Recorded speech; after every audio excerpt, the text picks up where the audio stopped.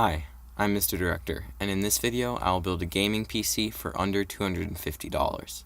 Keep in mind that this is not a tutorial. It would be very difficult to recreate this exact build.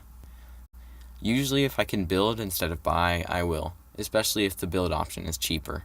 I've wanted my own computer for a while and always thought building a PC would cost $1,000 plus, which would have been more expensive than most pre-builds. 4 days previous from the date I'm recording this, I stumbled upon a channel called Tech by Matt. If you're interested in building your own budget gaming PC, I highly suggest his channel. The links are in the description. The plan was to buy a cheap, outdated tower-style PC and upgrade the parts, so that when I'm finished, I'll have a PC capable of running games and video editing.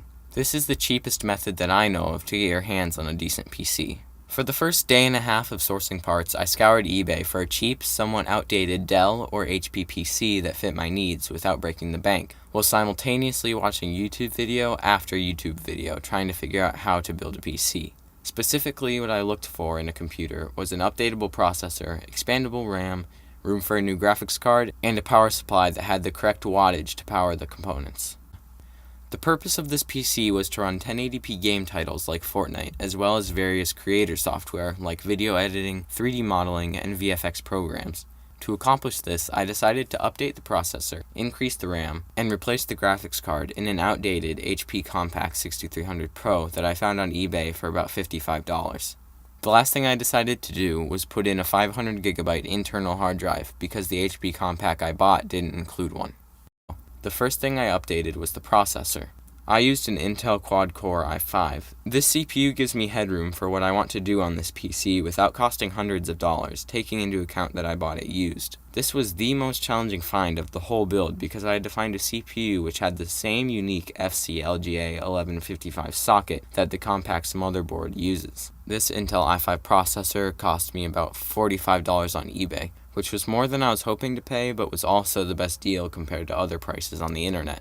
Next, I looked for a graphics card that could handle 1080p games while still maintaining a decent frame rate. I ended up going with the GeForce GT 730 Revision 2.0. This was one of the cheapest cards I could get without disregarding my video processing needs. This set me back about $60. When choosing the HP Compact, I made sure that it already had 4GB of RAM, with room to expand up to 8GB. That way, I wouldn't have to purchase as many RAM sticks to get the 8GB that I wanted.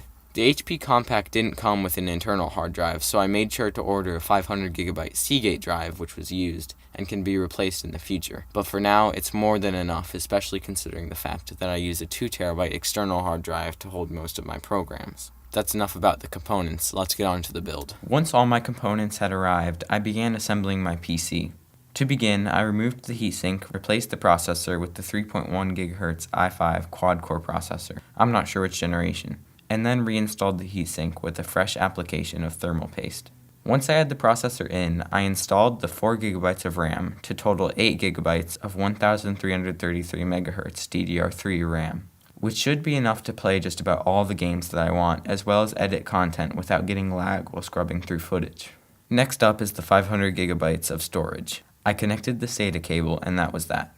Finally, I installed the graphics card. Here's where I ran into a bit of a problem. My budget and lack of knowledge had blinded me. I pretty much went with the cheapest graphics card possible to save $100, which is not necessarily a bad thing. I think it's pretty understandable. I mean, a great graphics card usually costs more than this whole PC. This GPU could run FORTNITE on low settings at about 45 FPS. However, that was not enough for me. A couple weeks later, I ordered a GeForce GTX 1050 Ti superclocked for only about $155 off of eBay. I know, I went over budget, but to be fair, before I went over, I had achieved my goal, although I did not and have not had a chance to edit on this system with the old or new card. Finally, my very budget build was complete, and I must say I'm super pleased with the results. FORTNITE runs on a smooth 80 FPS or higher on epic settings. Unfortunately, my crappy monitor is only 60Hz with an annoying ultra-narrow display. I did get it for free, and it does do 720p when you have it in 16:9 mode, so I'm not complaining. Don't worry, I'll upgrade eventually. I am also able to play more taxing games like Just Cause 3 at high to ultra settings. I wasn't able to determine the approximate average frame rate for this game, but it looked and felt great to me. All in all, this build was a very good experience. From a first-time builder, I wouldn't recommend attempting this unless you are willing to do the extensive research that is absolutely mandatory to build a PC. A lot of things can go wrong. That being said, it is extremely rewarding and in my opinion worth every penny.